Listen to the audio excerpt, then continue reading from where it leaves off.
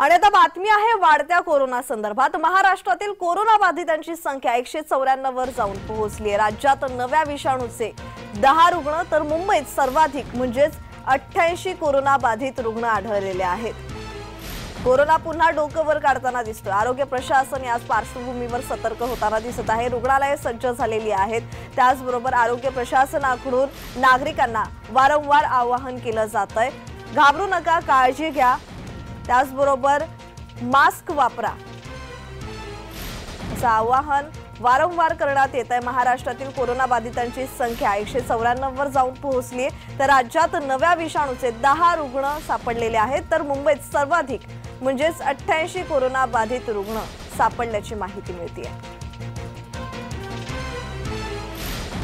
तर या संदर्भात अधिकची माहिती देत आहेत आमचे प्रतिनिधी शुभम उमाळे। शुभम, या संदर्भात अधिकचा तपशील।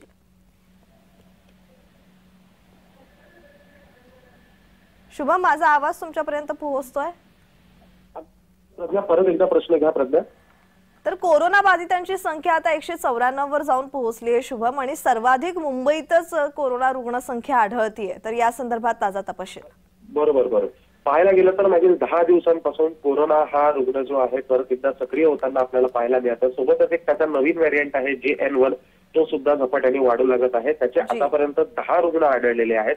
आणि पाहायला गेलं तर आता कुठेतरी मंदिरांमध्ये आणि गर्दीच्या ठिकाणी मास्क सक्ती सुद्धा होण्याची शक्यता आहे। शिर्डीमध्ये सुद्धा मास्क सक्ती होण्याची शक्यता जी आहे ती वर्तवण्यात येत आहे।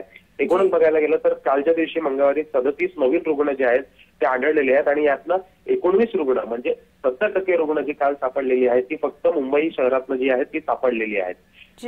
प्रज्ञा जी, असेच जोडलेले रहा शुभम। तुमच्याकडून पुढच्याही बातमीवर माहिती अपेक्षित आहे।